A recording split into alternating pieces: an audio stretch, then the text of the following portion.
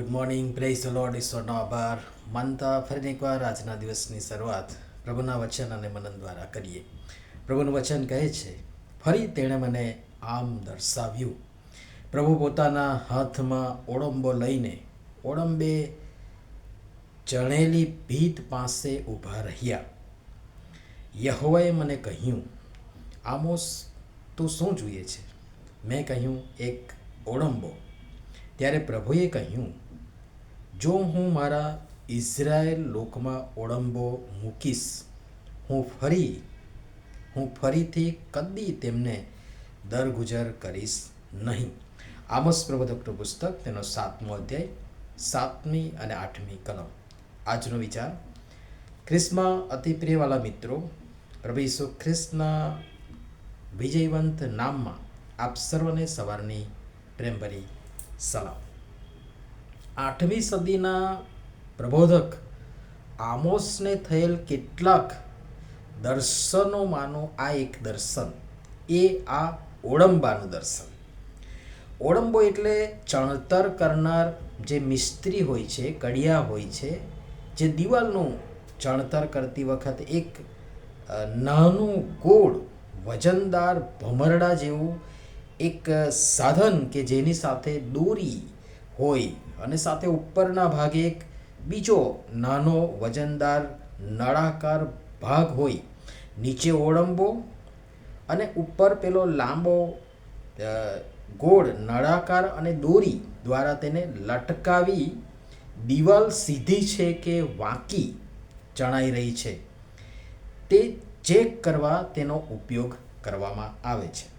તમે જોજો, એક એક ઈંટ અને એક એક થર મૂકતી વખતે મિસ્ત્રી એ ઓળંબો મૂકીને જોશે અથવા તો ચેક કરશે કે દિવાલ સીધી ચણાઈ છે કે નહીં.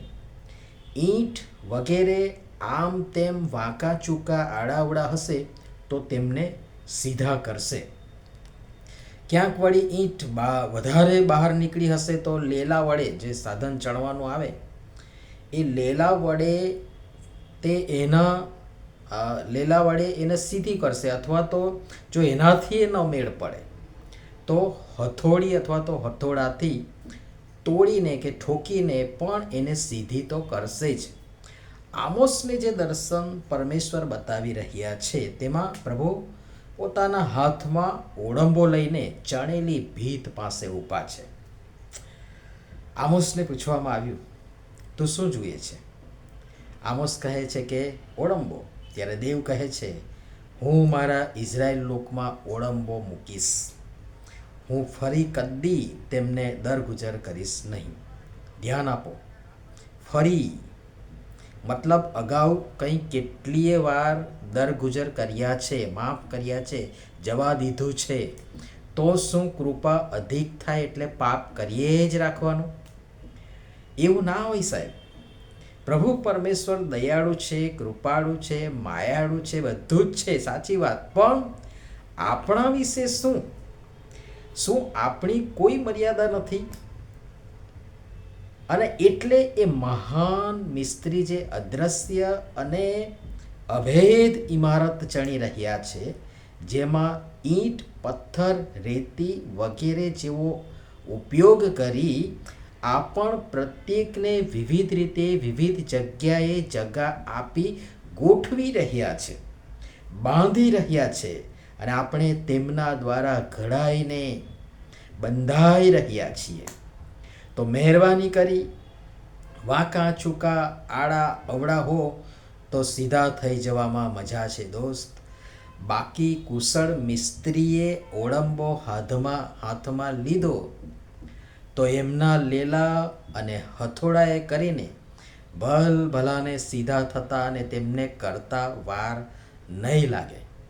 સમજી લેજો સાનમાં, આવી જજો ભાનમાં, રહેશોમાં બે ધ્યાનમાં. પ્રભુ સમજવા આપણ સર્વની સહાયતા મદદ કરો. પ્રાર્થના કરીએ. પ્રેમાળ પિતા, જન્મથી અવળી અમારી વાતો, રીતો અને ચાલ એ પાપી સ્વભાવ, પાપી વિચાર, આચાર અને દુરાચાર તમે કરતા છો. લોહડંબો ને લેલું અને હથોડું ને અમને સીધા કરો. પ્રભુ ઈસુના નામમાં આમીન. ધન્યવાદ.